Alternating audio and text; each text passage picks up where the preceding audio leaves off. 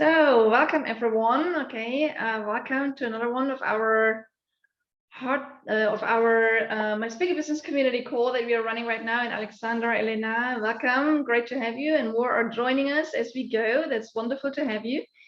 So if you're if you're here for the very first time, because a lot of you are sometimes, let me introduce myself as well. I'm the founder of Heart Powered Business. Our mantra is speak up, scale up, impact the world. And we've really helped hundreds of clients from around 50 countries and more to go professional with their speaking and to double, triple, and even quadruple their income while they use our Voice for Millions framework, while they actually use the power of their voice to grow and scale their business. And I've also been a paid speaker for about 20 years, and I've been on stages in more than 25 countries on 5 continents. And if you want to use your speaking to grow your business, I'm happy to share with you also our Speak to Scale map with you in the chat later today, so you can download that and really find many ways of how you use the power of your voice to grow your speaking and your business further. So, but this session is really not about me, it's all about you, and also about our amazing guest. As you know, every month we have an amazing guest with us that will inspire you to really have practical hints and tips that you can apply right away in your speaking, in your business. And you can also ask your personal questions on how to make your speaking and your business flourish further. You can exchange with our guests and other professional speakers directly. And also, some of you, for some of you it's lunchtime here in Europe, for some of you it's morning, for some of you it's afternoon or evening. So just take a break and have fun with us and get inspired. As you know, we run these sessions quite interactively, so you can ask your questions anytime in the chat, and our guest and I will help you get them answered to you as we go through our session today. And also, please mute yourself when you're not speaking, so we have a sparkling recording. And today, I'm really, really excited about the guest we have today, which is a wonderful friend of mine, and also the topic she's covering. She'll talk about how to become an industry icon the media adores. And I know that you are here with us right now. You are a speaker, entrepreneur, or business leader, and you want the media to take you seriously, right? And you want to be quoted and positioned as a thought leader and an expert in your niche and really build your credibility, right? And you're probably also wondering whether media appearances really result in income and return on investment. And our special guest today will address and answer all these questions and more today. So let me introduce her. Her name is Nikki Bush. She is a CSP. She's an award-winning speaker, a best-selling author, and she really is an amazing, outstanding media personality. She's done well over 3,000 media interviews. And honestly, even today, she has weekly slots for many years, and she's had weekly slots for many years on SABC3 TV and Radio 702 in South Africa. And she really knows how to package a soundbite and how to make a journalist's life easy. Well, I hope you all welcome with me today Nikki Bush. She will really share with us today her greatest pearls of wisdom on the topic of working with the media, and she'll also talk about how she herself became a media darling and became a go-to person for media to get comments from her. So welcome with me, Nikki Bush, today. Nikki, it's amazing to have you. Welcome. Thank you so much, Monique. It's wonderful to be here with you. And I love what you talk about in terms of your own business of speak up, scale up, and impact the world, because that's really one of the reasons, I guess, why media is such a big part of my speaking business. So to all of our delegates who are here today, I would love to know in the chat, where do you come from? And what is your current focus in terms of subject matter expertise? What do you speak on? What is that? What's in your bullseye? If you could just pop that into the chat so that I know who's in the room. And it's very interesting whenever I'm asked to talk about media exposure and my experience with the media. I always sort of do a bit of self-reflection. I step back and I asked myself the same question. How did this happen? Where did it start? And being a subject matter expert and my journey with the media has actually happened in tandem. And I do think that they go in tandem. And just for the purposes of you guys getting to know me, I have not been a professional speaker for my entire working career. I have actually had 3 distinctly different careers, but what has linked them are the twin skills of writing and speaking. And I really do believe that writing and speaking is an amazing skill set, a really powerful skill set. And when you add media into the mix, you've kind of got the trifecta, you know.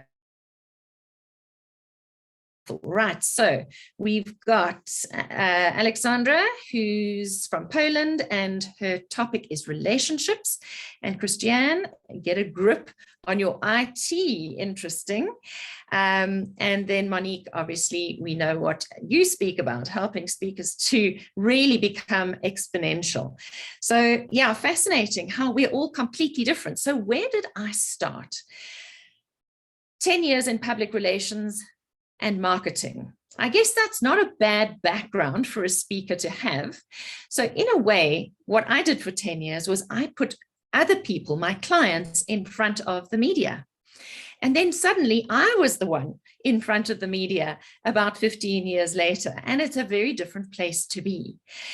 And then I spent about another 8 years in my second career, which was actually in direct sales. Now think Tupperware. Okay.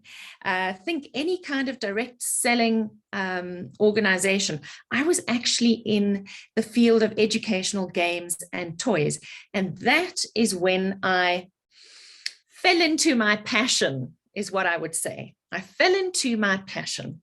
And that was parenting and learning through play and early childhood development.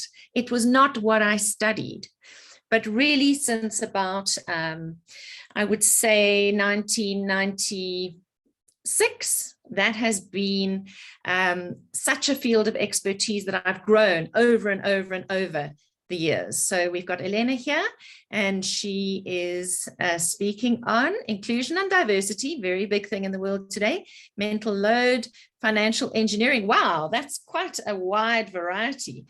So sometimes we have to pick one or pick something that links everything together.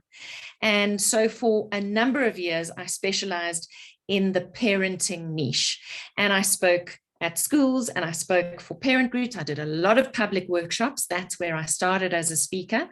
And that was around 2006 when I actually started speaking for a living. Before then, every single career was linked by the skills of writing and speaking. So I've been sharpening that saw of writing and speaking for a very long time, but it was only from about 2006 that I was paid a living. I made my living from speaking. And that is around the time when I started being picked up by the media as well. And I really think that the media will pick you up if you're adding value. What value are you adding? Are you able to pack a soundbite? How are they hearing about you? Of course, is also an interesting one. And I do think that we've got to shift our focus around, you know, I want to be on CNN. I want to be on Fox News. I want to be in whichever your top newspaper is in your country. And we've got to start thinking about other forms of media as well, not necessarily just the top ones. So let me talk about the fact that my speaking career started at my dining room table, my professional speaking career. And it's taken time to get to the stage because everyone starts as a beginner. Everybody. And what do you need when you're a beginner? What do you need in order to have an impact on the world, to be taken seriously? And it's that one word called credibility. And credibility is the reason why I started saying yes to media interviews. And my question to you is, why would you say yes to media interviews? Why would you seek out media interviews? And so it very much is about positioning yourself and building your credibility. And any media interview is worth recording is worth making a note of. If you actually go to nikkibush.com, my website, and perhaps you can put that into the chat, Monique, nikkibush.com, and you go to About, and you go to my press page, I have literally recorded like a diary. Every single media interview I have ever done is sitting on that page right back to 2006. And when I'm having a crisis of confidence, I sometimes go back and have a look at all of that work and I go, wow, wow, wow. And it started off with writing some articles for a small publication called RemSpec Ed, which was a remedial education magazine. It only lasted 1 year, but I appeared in every single issue of RemSpec Ed. An occupational therapist got hold of me. She'd met me at one of my talks through the educational games and toys. And she said, you know, would I consider writing an article a month for her? I didn't get paid for it. And I said, absolutely. So if you're ever asked to write an article, not even be interviewed by a journalist, but to contribute, just say yes, because the more notches on that belt, the more credibility you have. And then I did something interesting. I believe, and this is one of the threads that comes through when I think about the media exposure I've had. You've got to be a relentless content creator yourself, because this builds towards your subject matter expertise. Are you brave enough to publish your own opinions and thoughts and knowledge on your own website through your blog? My first website was created in 2006. That's when I started blogging. And rhythm is really important, that you actually have a regular rhythm of content creation, because it's a discipline. I've also written 4 mainstream books, which have been published by the likes of Penguin Random House. And whenever I sit down to write a book, the first place I go to is my blogs. And I go and see what I've been writing about and what can I pull in to the body of this book. And it makes creating much broader, bigger things like a book so much easier. But it's also fantastic for when you're creating those blogs, for repurposing that content for other reasons. So you've got to stay relevant, which means you've got to keep writing on a regular basis so that you're up to date with market trends in your particular niche. And you need to have a rhythm and be putting new content out regularly. And then you need to be repurposing what you do. And I definitely am a queen, a master of repurposing content. So all those blogs that I'd been writing for a couple of years, I worked out that in the parenting arena, there was a whole market called schools. And schools at the time, this is around 2006, were in South Africa putting out a weekly newsletter to their parents. Now, the parents were also in the workplace, so they were ideal clients. So I started syndicating, selling my newsletters, 4 pieces of content a month, to the schools. They would buy a year's subscription, and every single week I was published in school newsletters in hundreds of schools around South Africa. You must always speak to the highest potential in every audience, whether you're writing for them or whether you are speaking to them, because you never know who is going to pick up what you are speaking about. And I'm not sure about you, but in my arena, the sales cycle is quite slow. The mothers who used to sit at my dining room table and who used to read those articles in the school newsletters, now from 2006 to 2010, now we're looking to 2022. So there's quite a few years that have gone by in between. They are now sitting in positions of leadership and power. And they are now the people who are booking me. They are now directors of companies.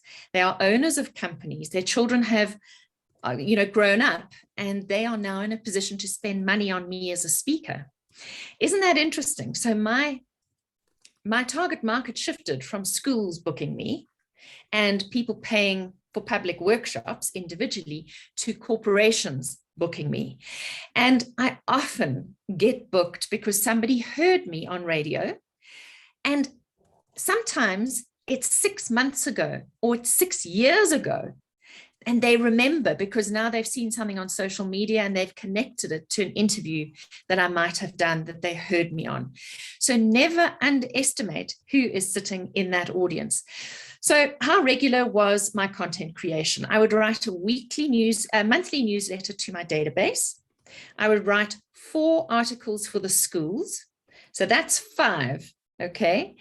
And then I would also write a blog. So from 2006, I was writing a minimum of 6 items of content per month, 6 items. So I want to know in the chat, how many items of content do you write? And I'm not talking about social media posts. I want to know how many blogs are you writing? How many blogs are you writing per month currently? If you can just pop that into the chat, that'll give me an idea. How many blogs are you writing? Because blogs can be repurposed into press releases, opinion pieces, of course, social media posts, etc. But it all starts from the root, I believe, when I look at my own journey of blogging. So where are you in your blogging process? How often do you blog? So Siv says 1 to 2 blogs a month. Who else is blogging? And I want to say to you that you may not think you're a writer, but if you get into the discipline of writing on a regular basis, I have watched people who were not talented writers really sharpen that saw and become good, regular, solid writers because practice makes perfect. Right. Christiane says, I wrote 100 articles for 2 magazines, then stopped. No blogs. Right. So I would say you need to go back to blogging. Monique, your focus is more on posts, but you also create weekly videos. Right. So what am I doing at the moment? So, scoot on a few years because I was talking about the early years or the late years from about 2006 to 2012.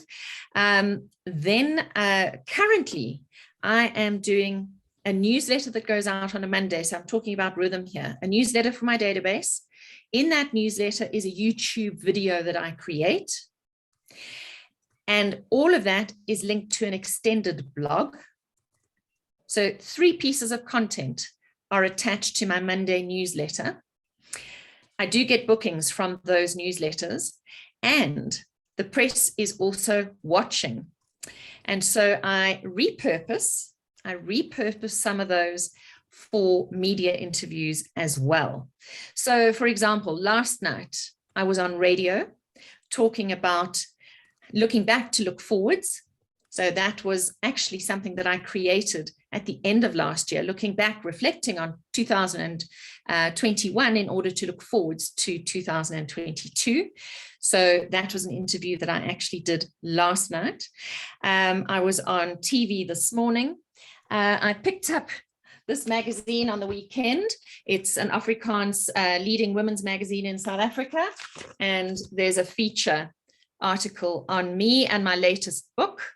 So books are also fantastic reasons for getting publicity as well. So if you're listening to me, you're probably getting the message that you've got to create a lot of content in order to be a useful resource for the media. So you've got to have something to say, you've got to have an opinion, be a subject matter expert, but you also have to have a bank of stuff. And why do I say blog? When a journalist phones me and they say, can we interview you about whatever we're doing a feature on? I say, yes, fantastic. And then this is what I do. And this is a great piece of advice for you is, I get back to them, firstly, get back to them immediately because they're always on time schedules. So they want to hear from you straight away. So get back to them straight away with your short bio. I actually have a standard signature on my computer. So, all your signatures for email. I have one that says media interviews. And I just have to open up a new email, click on that signature, and I've pre-populated it with my short, brief bio, my link to my website, and then I just add a message above that. where I say, dear so-and-so, I'm so excited to be joining you on XYZ show, if it's radio, TV, or whatever. These are the trends I'm seeing in my market right now. And here are 4 questions I think that your audience needs answers to. So I take control of the interview from the beginning. They've already told me the topic, but I take control of the interview immediately and play to my strengths and play to my depth of knowledge. Because they're coming to you because you're a subject matter expert. They're not coming to you because you're Joe Soap. Somewhere they've picked up that you know what you're speaking about. Now you really need to position yourself as that expert. I know my market. I know that these are the issues people in this market, the market your show is aimed at, are experiencing these issues. Here are 4 great questions to ask me that will help to provide solutions for this group of people. And when I said to you, journalists are on time deadlines and they need you to respond quickly. If you make their life easy, if you give them access to information, so I will also say in that email, you might like to check out this blog or this video that I posted recently that speak exactly to what we are trying to talk about, what we're going to talk about in your interview. So give them the depth of who you are, because then they'll also say, you know, Nikki has a fantastic YouTube channel. You really should go and check it out. Or the one I get regularly is that a journalist will be interviewing me and they'll say, if you enjoyed this interview with Nikki today, she's a mine of information. Do go to nikkibush.com, where you are going to find so many useful resources. So, you know, having that website that's up to date, that has regular content that's put up every week, will also give you that bank of content. I often refer journalists, especially if they're writing a piece, not just for TV or radio, but they're writing for a magazine. I often refer them to a couple of blogs that I've written on the same topic that they're interviewing me for. I'll answer their questions, and then I'll say, oh, by the way, here's 2 or 3 other blogs that I've written. You might find some more information. And I find that, you know, then they know that there's depth and they can keep coming back for more.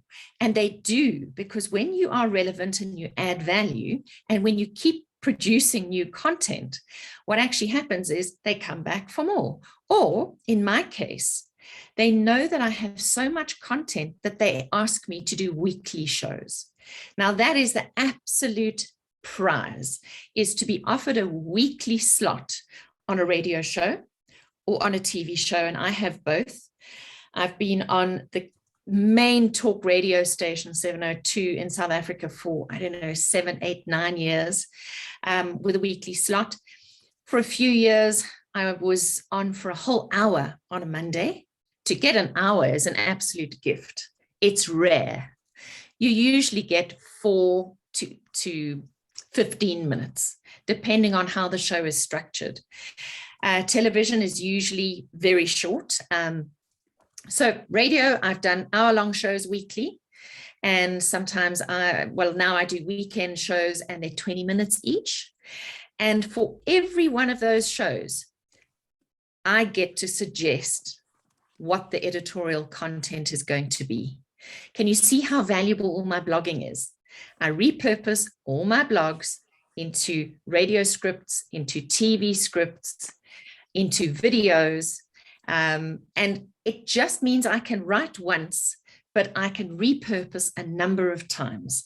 So it makes writing once so worthwhile. And then from time to time, you might have to go in over the years and update something. But essentially, my advice is classic. Sometimes I just have to change the introductory paragraph. But when you're blogging, one of the things that you must look for is where can you share op-ed pieces, so editorial opinion pieces. If there's something going on that's newsworthy, and in South Africa, we often have very newsworthy stuff going on, there is one particular news aggregator called Eyewitness News. And they have, now we have a small country, okay? So when I talk about my figures in Europe, in America, it's going to be a lot bigger. But they have 4.5 million subscribers. The radio stations watch what's on the op-ed pieces, the TV stations watch, the Sunday newspapers watch. And so I've had many interviews from people who've picked up the op-ed pieces. Something that I'd really like to suggest you look at, and it's actually where a lot of my media publicity started. Because I spoke at schools, I often found myself in small outlying towns. I spoke in the major cities, and I live in Johannesburg, so I was often speaking in Johannesburg and Cape Town. But places like Durban, Port Elizabeth, East London, and smaller towns all have local newspapers, and they're desperate for content. Now, the local newspapers might be the ones that are dropped free, the knock and drops, dropped at people's homes for free. And then you might have the bigger newspapers that represent the province. And I would go and speak at a school, and I'd say to the actual marketing department of the school, why don't you invite the local journalists from the local newspapers to my presentation, and I'd be really happy to do an interview afterwards to promote your school. So how can you be promoting your clients through your profile? By sharing your expertise. And what I find very interesting is that clients very rarely think about how they could actually duplicate, double up, maximize their own exposure by actually calling in a journalist and saying, we've got so-and-so coming to speak to our staff. Wouldn't you like to sit in and do an interview afterwards? Or would you like to interview Nikki the week before she comes down? So I've had pre-talk interviews, I've had post-talk interviews, I've had journalists sit in interviews and write about what I'm talking about from my particular presentation. And you never know who is sitting in your audience. My career on radio has actually was kickstarted because there were two producers of one of the top talk radio people sitting in my parenting audience one evening. They went back to the radio station the next day and said to their presenter, who was a star in his own right, this is what we did last night. We were at a parent talk, and this is who we listened to, and you really should be getting her in to interview her on the radio. And that is how my radio career started. And that's because I added value to those journalists who were sitting in the audience, and then it was word of mouth. One year I was in Durban. I was giving a brand new talk to 200 teachers and school principals in a community hall, and I'd said I'm happy to do media interviews. There were a couple of journalists sitting there. I landed up getting onto 2 radio stations after that, as well as I think it was 3 different newspapers. And if you go and you look at my press page, all of those appearances are there. I've kept track of them. And of course, today, because of digital, you can ask for the podcast link. You can ask for the TV file. You can ask for the link to whatever they've, when they featured a written article on their online channel. And all of that builds up your CV, your credibility in the marketplace, because you want to shift from being a novice. And a friend of mine who is Douglas Kruger is an international speaker, and he talks about shifting from amateur to expert. And he says there are 7 different levels to become iconic. The first one is being the novice who knows nothing. You're just finding your feet. Then you're a novice drone. And then you become a practitioner. And all of these are very reactive. You're still very new in your niche, in your subject matter expertise. Then you become a specialist. And he says, and I have to laugh, a specialist has all the knowledge, but no personality. And they do things intuitively and by design, and they think for themselves versus the practitioner, the novice drone, and the novice who are taking orders. Okay. And when you're a specialist, and we've all been there, you attend industry conventions, you meet people in your industry, you network, and people start discovering who you are in your subject matter expertise, in your niche. But the three places you want to get to are the next three. The first is being an authority, and that's when people know that you have opinions, you get approached for advice, and you become a respected, known figure. And people start saying, you know who you should speak to, ... You want to get to that place of being an authority. You know who you should speak to is Monique or Christiane or whatever, but you're still not an icon. From being an authority, you actually then move to being a thought leader. And that is when business comes to you. That is when you stop looking for business actively. Not that any of us stop looking for business actively, but you do find that business comes to you. And I definitely reached that place some years ago when I would get a call from a director of a listed company saying, I heard you on radio and I want you to come and share that message with my staff. That's business coming to you. That's when the media asks for your advice. And once again, there's a media ecosystem. So in my country, if you speak at a business school, often the business schools are quite good at marketing, and they invite their media list to come and listen to talks. And then you find that, I found I was in a Sunday newspaper after that. And the radio stations and TV stations watch the Sunday newspapers. And the Sunday newspapers are also watching the key talk radio, either on TV or on radio. They're watching who's being interviewed, and then they want those people to be in the newspapers and the magazines.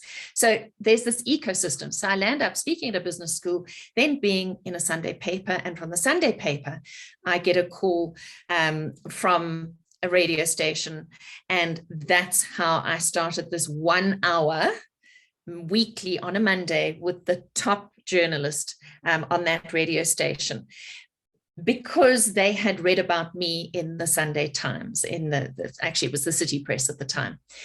So we need to also be very easy to work with. So that particular producer gets hold of me and says, Reedy Tlabi would love to interview you on XYZ date. Are you available? And actually I was going to be on holiday. And I was going to be on holiday in quite a remote place where I knew I would not have a cell phone signal. But this was such a key opportunity for me that I said yes. I had just published my book, Future Proof Your Child. So this was the parenting book. That was still my niche at the time. And they wanted to talk about Future Proof Your Child, the book, and how to prepare children for a fast changing world.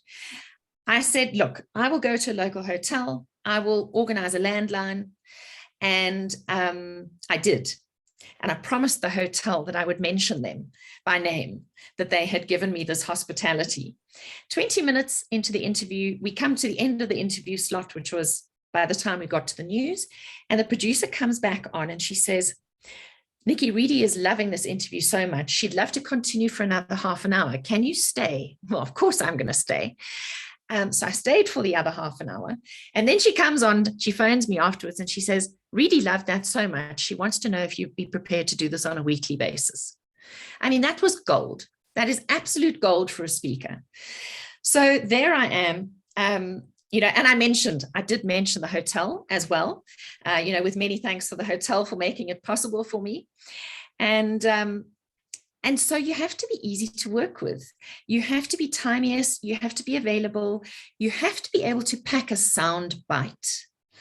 So I am really good at packing a sound bite. And I reckon my years of producing scripts for TV, so my weekly TV slot is 2 lots of 4 minutes. And you've got to be able to say a lot in 4 minutes. You've got to be able to pass on a message in 4 minutes.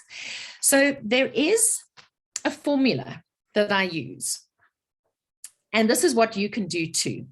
And I'm going to send you, Monique, a link because we've actually put together some resources for everybody who's here today. I'm going to send this to you on WhatsApp because it's just come through right now, but it's exactly what I'm talking about. And so if you don't take the notes, we'll send it to you. Let me just forward this to Monique. I can't do it on my, right, where am I going? I'm on my cell phone. I'm multitasking, but I just want to make sure you get this. Right, Monique, it's coming to you on WhatsApp now. There we go. Perfect. So you can pop that into the chat here, and then everybody can register for that information. But anyway, this is how my formula goes. So you need to come up, somebody phones you and says they want to interview you about something, or even if it's you putting together a press release. What is the current problem? Is there a statistic that's just come out? Now, I want to tell you that I did a little exercise yesterday, and I put out a poll on LinkedIn. And literally within about 2 hours, it had 500 views. By this morning, I checked it, it had 1,119 views and 48 votes in my poll. And I'll tell you, this is all I asked, and this is going to be the basis of my next piece of content. And this piece of content is going to be used in a blog. It's going to be used for a media press release. It's going to be used on radio and TV. This is what I said. I've said, what do you think you most need to weed out in your life or let go of in order to flourish in 2022? I gave 3 options: toxic relationships, fear of failure, and addiction to being busy. This relates actually to a piece of content that will go out tonight on LinkedIn. It exists as a blog. You can already go and look at my blog. It's actually about the parallels between leading a team and gardening. Those are twin passions of mine, leading and gardening. I pulled them into a blog that you'll find on nikkibush.com. We created that into a newsletter. I've turned that into a poll. It goes out as a post. My full article goes out as a post on LinkedIn today. And I will create a media piece out of the statistics on this poll. So I will write a small introductory paragraph about saying these are 3 of the key issues that people are wanting to work on in 2022 that I am picking up in working women or whatever this particular market might be. And then I'll give them the stats, and then I will then create some practical solutions. I'm known for practical solutions. I will never do a media interview without offering solutions that people can take away and utilize absolutely immediately. Okay, very, very important that people can actually go and do stuff. That's what I'm known for. It's part of my trademark. Okay, so what am I doing by putting this together? I'm acting as an authority. I'm acting as a thought leader.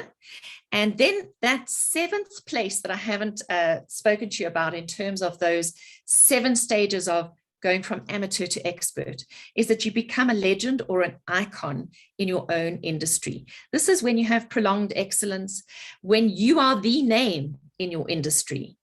Like Douglas talks about Oprah, being the Oprah of daytime TV, being the Nigella Lawson or Jamie Oliver of cooking, being the Arnold Schwarzenegger of bodybuilding, or the Jeremy Clarkson of cars. Okay, so when people talk about parenting in South Africa, they immediately pull my name into it.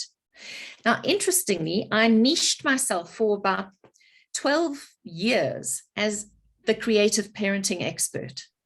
And then the market changes, you know. And the last 4 years, I've repositioned myself as the human potential and parenting expert, because there is less business to be had in educational institutions, in schools today. And there is more business to be had in large organizations. And I had to bridge that. And that's been a journey all of its own. And I realized when I look back at how I became the subject matter expert in parenting and child development, it was because I created so much content that nobody could ignore me. And I realized that to become the subject matter expert again in human potential, as well as parenting, I had to go through the same process, which is why I've created podcasts, videos, as well as blogs. So if you go onto my website, go and look at how much content I've created in the last 2 years that's around human potential. And if you go back further, it's all going to be parenting. And I've had to work really hard in the expansion of my positioning so that when the media goes and checks my website, they don't just see parenting. They see my new content as well. So what you focus on will flourish. What you focus on will flourish.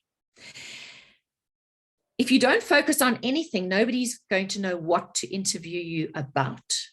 So you have to get really clear on what it is that you are an expert at in order for it to make sense for people to actually interview you. So when I say you need to be a relentless content creator, I think about Shonda Rhimes. She wrote the book, The Power of Yes, or The Year of Yes, The Year of Yes.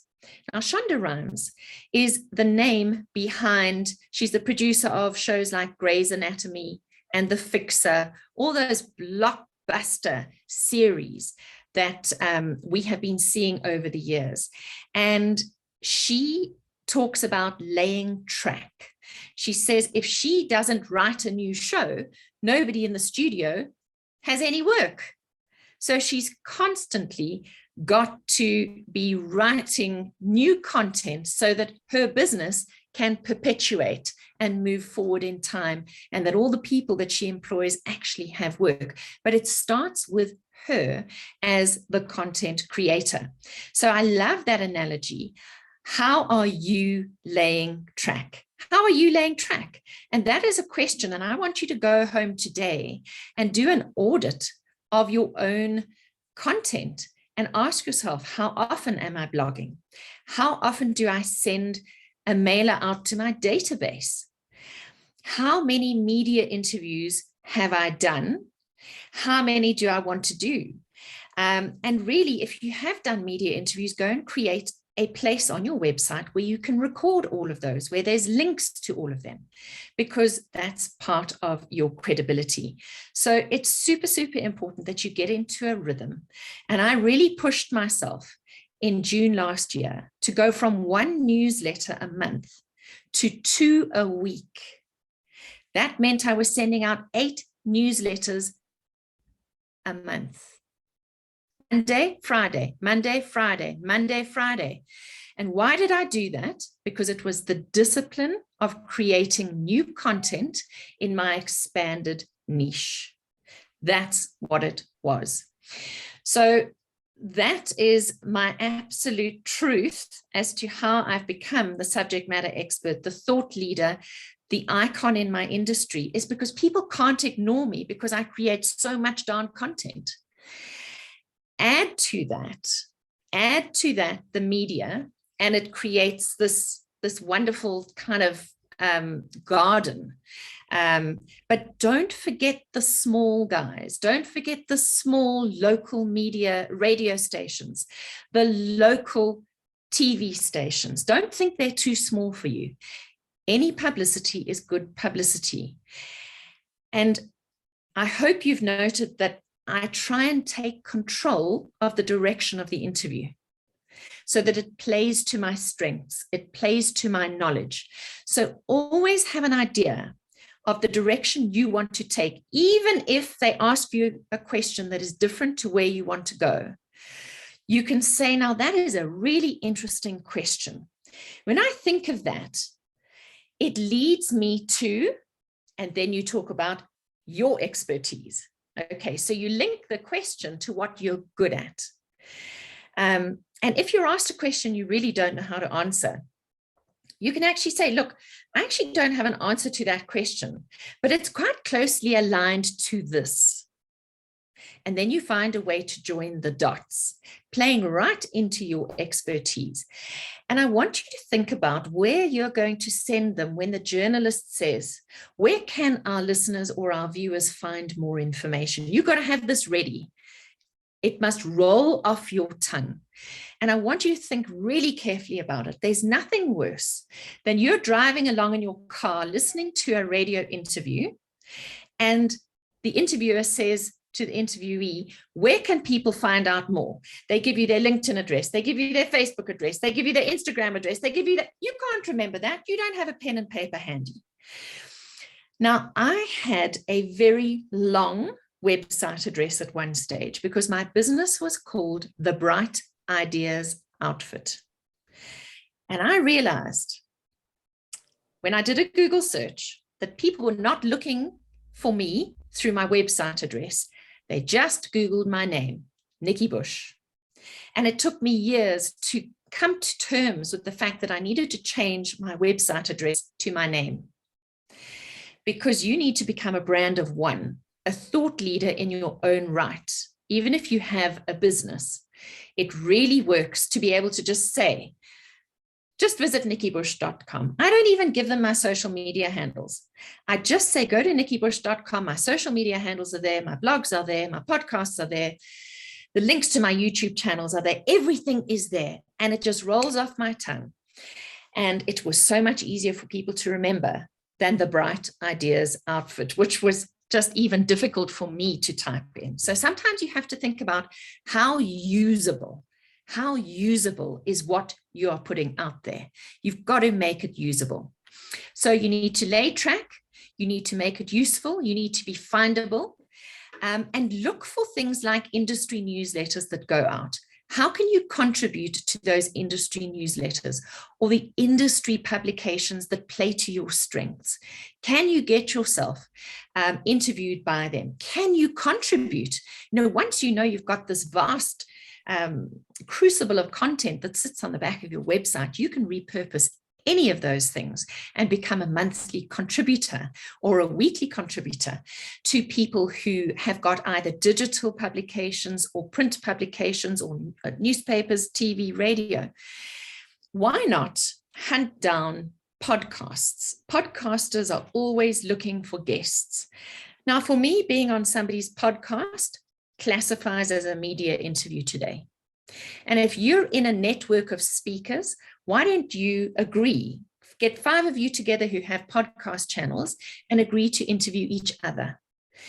Podcasting is also good because it teaches you the skill of being the interviewer. So you start thinking like a journalist, and it sharpens your saw for being interviewed by a journalist. So we're always sharpening our saw, which is why I say writing and speaking are a brilliant combination. I even had a small newspaper, a weekly newspaper in a tiny town in Zululand.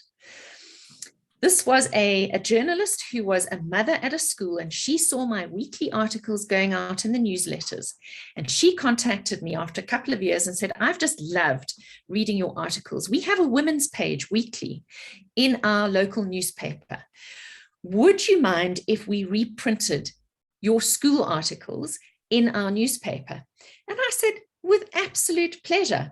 And I sent her literally 12 months at a time, 1, 2, or 3-year-old articles, because they were, timeless wisdom. I had my picture, I had the article, I had a full-on column, and it didn't take me any time or energy except to sit down quite literally once a year and send her 12, and she literally just used them once a month. Be that useful resource that makes other people's lives easy. Some journalists are very lazy. The easier you make it, the more often they will come back to you and interview you over and over again. The really, really good journalists are not lazy. They are the investigative journalists are not lazy at all. But you also need to know that they are working under very, very tight timelines. So you need to be available. I even get calls sometimes from journalists from a long time ago who have moved on and are now working in a different place. The other day it was somebody who had worked for Radio 702, who'd been a producer. She now produces news on another radio channel. And she said, Nikki, can you please drop me a WhatsApp 30-second soundbite that we can play on the news? So sometimes I get coverage in the news because she knows I can package a soundbite in 30 seconds. So when I talk about those 4-minute TV interviews, I do a quick introduction to the topic. It's about 2 sentences. And let's say, for instance, right now, kids have just gone back to school in South Africa. With children just going back to school this week in South Africa, we talk to human potential and parenting expert Nikki Bush on how parents can help their children settle back to school calmly. Then I literally put in 4 bullet points or 4 questions they should ask me. And then I say, and I also have a back to school guide, a download for your listeners or your viewers. And then they will announce that. You can download Nikki's back to school guide here because it's value add for the media station. So I think that's given you a few ideas of how broad this can be, but I really want you to understand that it starts with a blog, one blog that gets repurposed into my newsletter of the week, that gets repurposed into a video that goes on YouTube, that might be turned into an op-ed piece if it's enough of a meaty opinion about something controversial. I might then send it off as an op-ed to Eyewitness News, for example, or I might just turn it into a press release, and I keep a media list of all the journalists who've ever interviewed me with their email addresses, with their telephone numbers, and believe you me, they change all the time. It's quite hard to keep up with, but I might decide to send it to specific people if I think it is suitable for them. I don't do blanket press releases. In fact, I hardly ever do a press release. I have to be honest. The woman who grew up in public relations writing press releases, I very rarely write a press release for myself. The book publishers write press releases for me, and they send those through to the media. I find it's much better to isolate a journalist and contact them or contact their producer and say, I've really been listening to this show. I love the way the content is unfolding. I think I've got something that could add value. Would you like to chat? So immediately talk about how good they are, how interested you are in their show, and how you might be able to make their show even better. Remember, ego is a big thing. So don't always be tooting your own horn. Be stroking other people and saying how good they are and how you could perhaps add more value and raise their profile by collaborating with them. So that's an interesting and a good angle to take. I'm very happy to answer your questions if you want to pop them in the chat or raise your hand. We've got a small group here, so I'm really happy if you want to ask them verbally. I'm really happy to answer them. I know that I've covered quite a bit of ground, but please feel free to ask. You shared tons of golden nuggets. Thank you, Nikki, for that. That was amazing. There is one question from Elena asking, Nikki, how's your team structured? Right. How's my team structured? Good question. I ran solo until about 4 or 5 years ago. I literally did everything myself. And then I realized that social media was an entire animal that needed focus, and I couldn't be doing everything. So I have 3 people who work with me. I subcontract to them. I have somebody who helps me record my podcasts and my videos and edits them and packages them and puts them up on YouTube and on Podbean. I have a second person who's my social media manager, and I create the content and she posts it. So she has, once again, a regular rhythm. Things go out at the same time on the same days each week, just like my newsletter goes out at 6:30 on a Monday morning, every single Monday morning. And the same on a Friday, it'll go out 6:30 in the morning. We changed it up a little bit over the festive season, and we didn't put out 2 a week because we realized nobody was going to be reading them. It was a waste of effort. And then I have a virtual assistant, and she handles my invoicing. She makes sure I get paid, very important. And then she helps me on the back end of my website, putting landing pages together, uploading blogs, etc. My social media manager does the search engine optimization, the SEO on any blog that goes out as well, because that's a science and an art all on its own. So I'm supported by 3 people. They don't work full time for me, but they do spend probably a good, I'm probably, for some of them, I'm maybe 25% of their business. For some of them, I'm 50% of their business.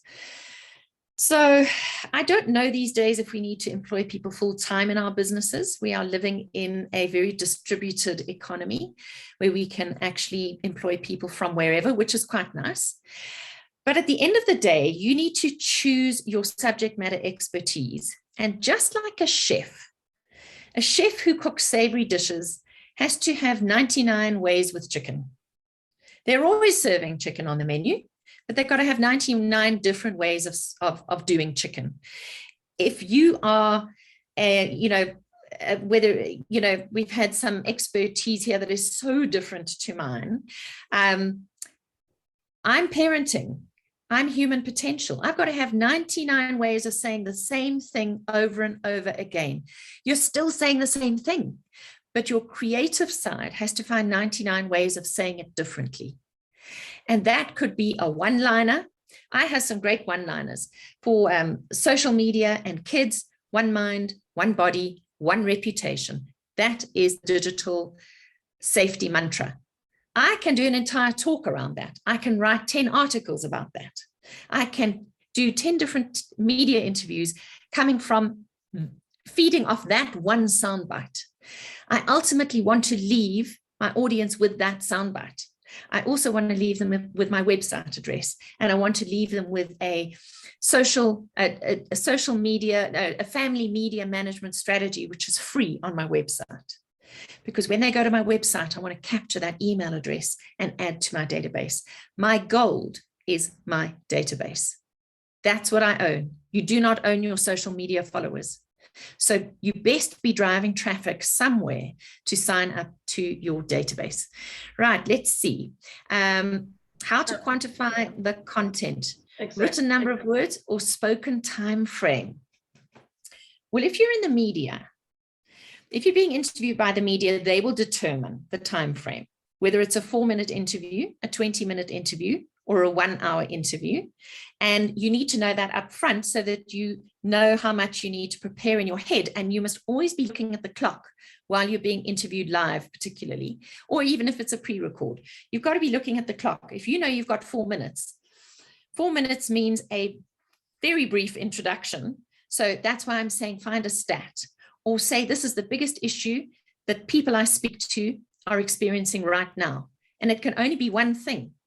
And then you need to say, this is how I suggest you solve that problem. 3 or 4 points max. And then make sure you can find out more information at nikkibush.com. So that is the formula. Whether it's going to be an hour or 4 minutes, it's the same formula. You can just get to more of the practical stuff than you can when you're actually doing a very short interview. The written number of words. Google likes long form content at the moment, 1,500 words minimum. 5, 6, 7 years ago, it wanted 500 words. So you've got to remember what is the Google requirement. But when I put that into my newsletter, I only use 100 or 200 words of it. Because people reading my newsletter don't want to read the whole thing. They just want the highlights. If they want the whole thing, they'll click on read more. And my videos are usually 3 to 6 minutes long. Once again, if you really want to be picked up by Google, you've got to have longer form content. So it's a mix. It's a mix. And the great thing is to be able to send a journalist who hasn't got time to do a lot of research a 3-minute interview, which gives them or 3-minute, not interview, just me speaking to camera, actually talking about exactly what they want me to talk about. And then they know they've got it in the bag, and they can also be confident in you being one of their guests. So it really does determine, the platform is going to determine the length of content, the number of words, the number of minutes, etc. But once again, you've got to be the expert at what you're going to be talking about. And here's a nice analogy. I always used to get very worried about the fact that I wouldn't remember all my stuff, you know, all my brilliance, that I wouldn't be able to remember. And a speaker coach I worked with said, Nikki, just think of a hose pipe. You are like a hose pipe. You can carry on talking for as long as you like. You've got so much flowing through the hose pipe. Whatever this audience needs will come through the hose pipe. You don't have to remember everything. But there's nothing wrong with a few crib notes. I still have crib notes every now and again. Especially now, it's easy. You know, you can have open documents on your screens if you're doing a virtual interview. You can have little sticky notes on your screen. I often have a little sticky note because I'll wake up in the morning and I'll go, I've been meditating on this audience or on this interview. And this is what came to mind for me, what resonated for me. And I always put that on a sticky note next to my computer. And almost always it's something that'll come up in my interview. So I always try and connect with my audience long before I'm in front of my audience. There's something energetically that I can connect to. So don't be afraid to have a sticky note. Obviously, if you're in a live TV interview, you can't have notes. You've got to be the subject matter expert. And you've got to trust yourself. And on radio, I always on radio will have a notepad and pen, especially if it's talk radio, because they're going to take calls from the audience. And when I respond to the audience, I need to say, so when Monique asked that question, this is what came up for me. To be able to respond with the person's name means you are truly listening. So I always keep paper and pen when I'm doing TV. Any other questions? Right, don't hold back, my friends. And I know that Lorraine just joined us quite late, but anyone, yeah, Alexandra has a question. Go ahead. Why don't you shoot? Unmute yourself, Alexandra. Share with us. Thank you, Nikki, for a great presentation and for all your tips. I'm wondering about this field of expertise, because I think for myself and for many other speakers, it's difficult to narrow it down, especially when you have, you know, wide range of interest. And especially if, because when I started speaking, I asked people from Toastmasters, like what they associate me with, and they rather pointed out the emotions I evoke, like the experience they have with me, and not one particular topic. Like, and also the abilities I have, like you make difficult concepts sound easy. So that's like a talent that I have, but I can apply it to many topics. And I'm thinking if you could share with us, what was your strategy to find that one topic? Because I was thinking about, for example, starting a podcast and speaking maybe without having one narrow field in mind, but then seeing, you know, what stays. So just remind me of your subject matter expertise. So yeah, I know it's the relationships.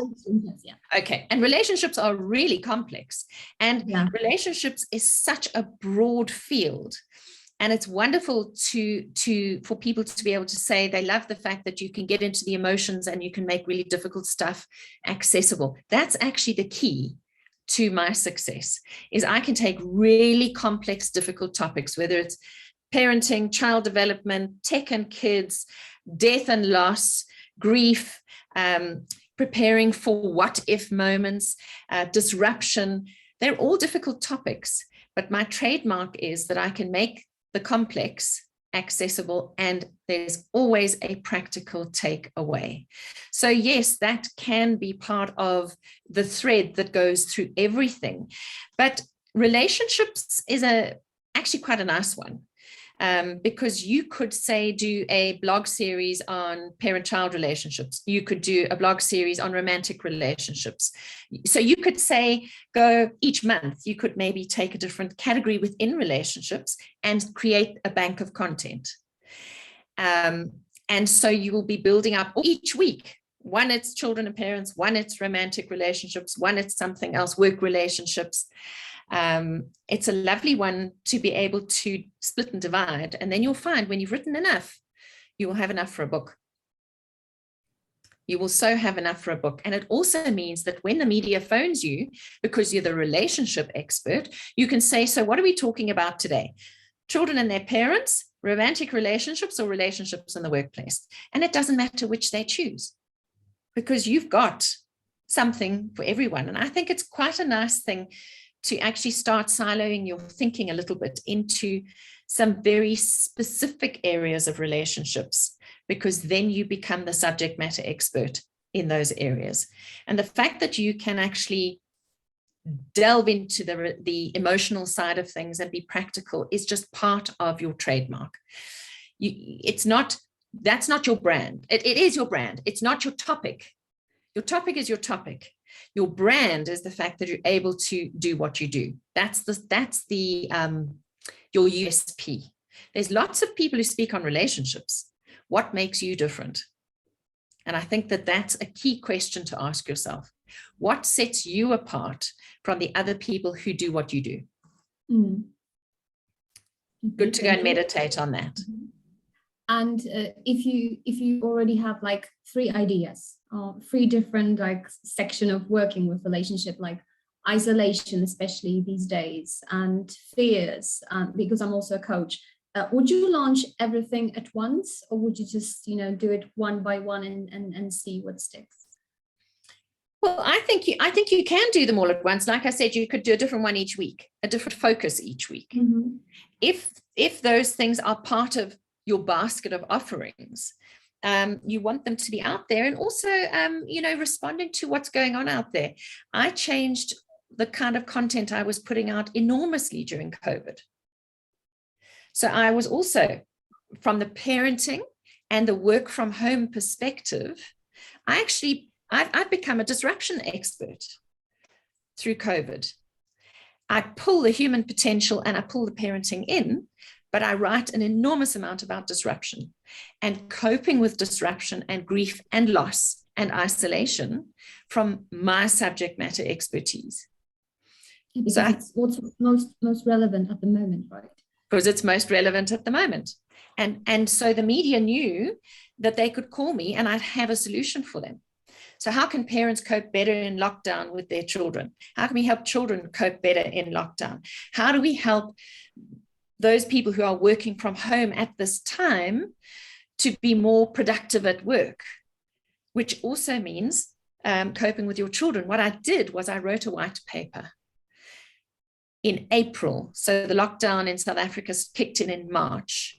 I wrote a white paper in April. It went viral. I had calls from the media. I had bookings from clients.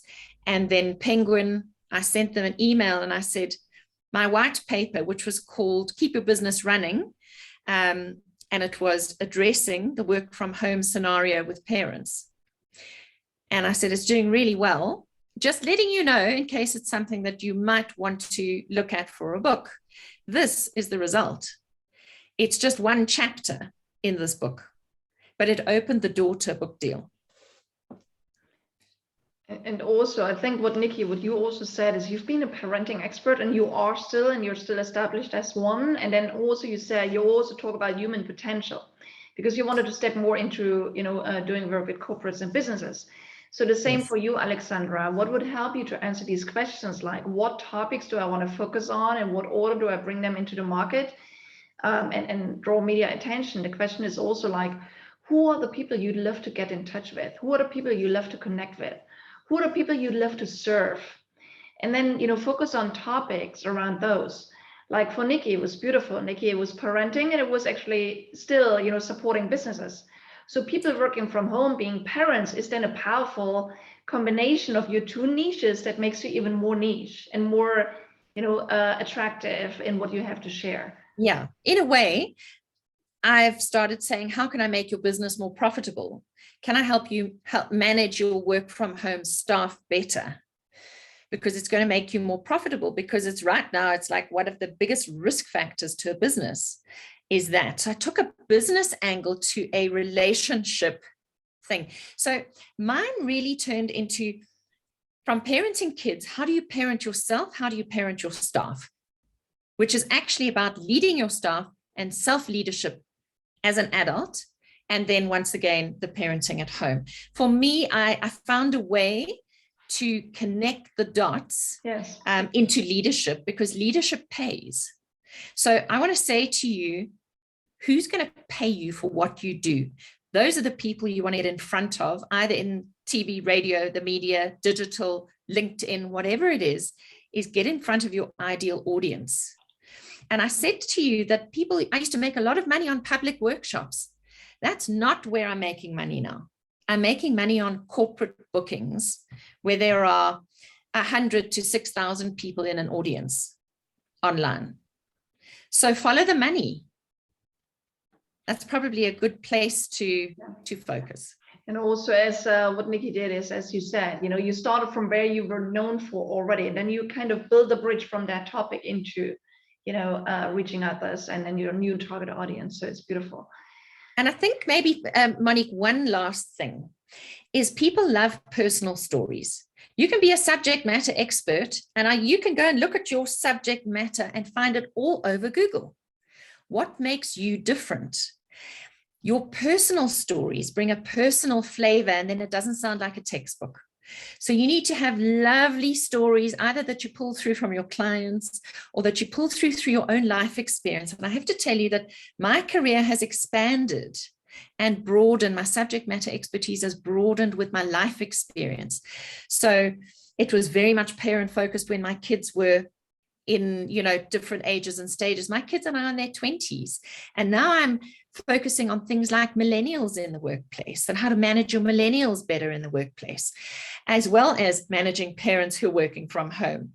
And then I went through this terrible life trauma 4 years ago of a home invasion and my husband being murdered in our home in Johannesburg. That was 4 years ago. And it catapulted me into this journey with loss and grief and trauma. And when COVID came about, I realized that everybody in the world was going to go through their own form of loss, grief, and trauma. And I was plumly positioned from my own experience of having walked 2 years of the journey to understand them and to empathize with them. And I created practical frameworks, but it was through story. It wasn't a textbook. It made me different to every psychologist out there, every grief counselor out there, because I had my own story and I could overlay it on everybody else's pain and trauma. So there was personal connection, which people got. And it was lovely for media interviews as well, because they knew I was coming from a deep place, not a shallow place. So go through your timeline, your own life, and pick out some stories that you can bring into your work. Yeah, and it always brings, Alexandra and everyone, it brings us to the question, like, first of all, of course, who do you want to serve and support, but also like, what have you experienced and how can you help based on your life experience, as Nikki is saying? How can you how can you help others go through that experience or a similar experience in a different context? In a more profound way. Beautiful. Mm-hmm. Nikki, you and I, we could keep going forever. I know we love playing together, right? And sharing our wisdom and helping everyone here. So it's been amazing to have you on, Nikki. So all of you, please have a look. I shared in the chat and I hope you all took a note and copied out the link. She created resources even specifically for our community, specifically for you, Alexandra and Siv and Christiane and Elena and everyone. Okay, so please make sure you copy that out and tap into resources. Check out Nikki's website or press page, as inspiration, see what she does.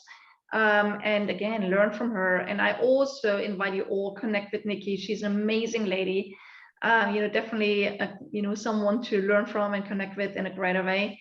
And also all of you, as you know, I love to help people, use the power of their voice to grow their business. So I'm also sharing a gift for you, which is my own Speak to Scale map, where I include 50 ways of how you use your speaking to make a bigger impact and grow your business. So hopefully these are my personal, some of my best practices of how I use my speaking to make a bigger impact. And again, I hope, Nikki, thank you for being on with us, for sharing all your insights, golden nuggets, very practical steps, right? And as you know, Nikki is actually in South African Speakers Hall of Fame speaker, and now you're gonna go into our Hall of Fame as well. You know, so yeah, a lot of people will benefit from your suggestions and insights. And I hope all of you ask the questions that Nikki asked, right? Like, how much are you on media right now? Okay, how much content are you sharing? How can you, bring it on in a greater way? And Nikki, I definitely took a lot of hints and tips away from you today. So I gotta, definitely pay more attention on blogging and these kind of things and a lot of other things. I hope all of you took something away, and thank you for being with us. Hopefully we have you back in February. We have another amazing speaker with us in February, and in the meantime, let's just be in touch in our Hot Power Global Nation. Let's exchange, connect, support each other. Okay, so thank you all for being on with us today. Have an amazing time. As we always say, speak up, scale up, impact the world. And yeah, have a fabulous one. Okay, and Nikki, again, thank you for being with us. Thank you so much. All the best, everyone, for now. Cheers.